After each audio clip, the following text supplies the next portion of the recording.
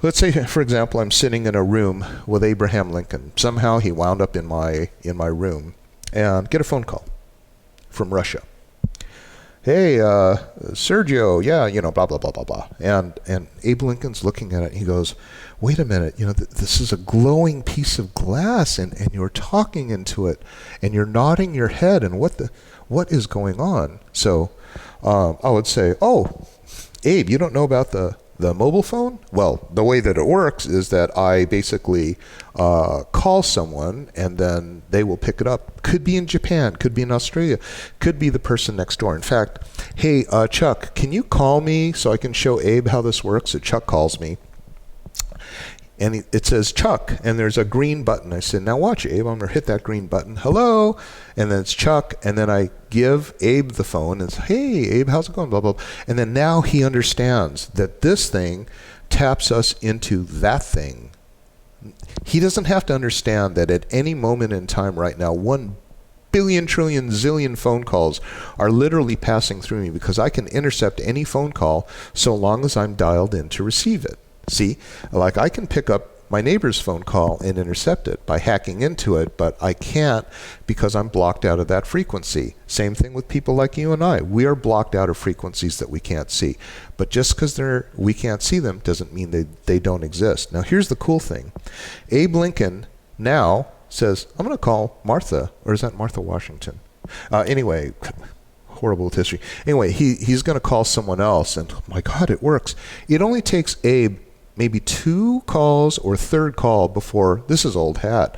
Oh yeah, I wonder what the weather is in Illinois right now. I wonder how well my Gettysburg Address was received. My God, historical. Whatever it is, it only takes them a few times to tap into that to understand I'm onto something. Okay, so that's what happens when we're able to perceive the holographic observation of the universe.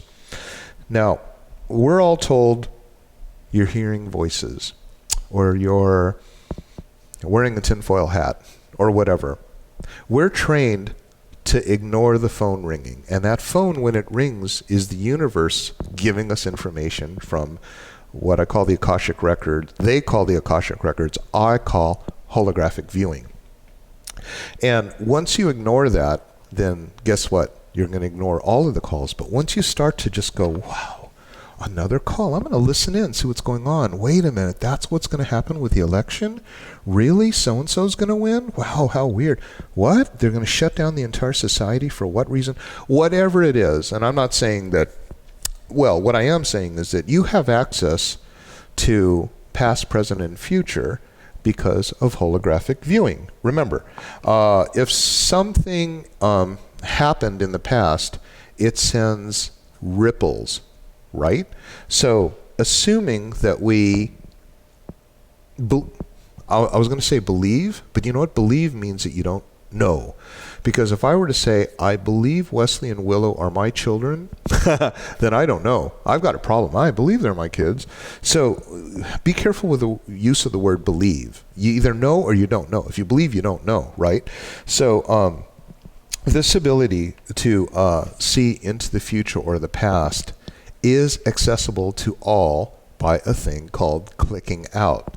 And that happens once we're able to hemisync, which means that we can get into a meditative practice where we can still the left hemisphere so that it doesn't interrupt the right hemisphere. In fact, the two are now handshaking.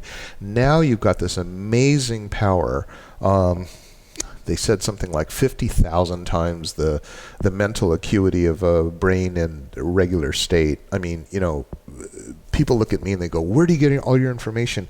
How is it you're able to, you know, speak so many languages or know so much information about medicine or physics or, and you know, well, did you read that book? Did you read this author? Or, you know, are you, and I don't, you know, I'm not, I mean, I do read things, tidbits of things, but I'm not really that, I don't, you know, follow gurus, nor do I follow things, but I sure as hell read this thing. I mean, this thing is, if there's one document in the world, 29 pages of potent information, it is this one, and I don't even know why the CIA released it. What good?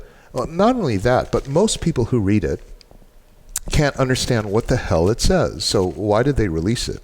Anyway, I'm going to talk about in the next video. Okay, so this talks about brain and phase, consciousness, energy grid. Oh, time, space, dimension. I'll save that for another video. I'm going to take a break.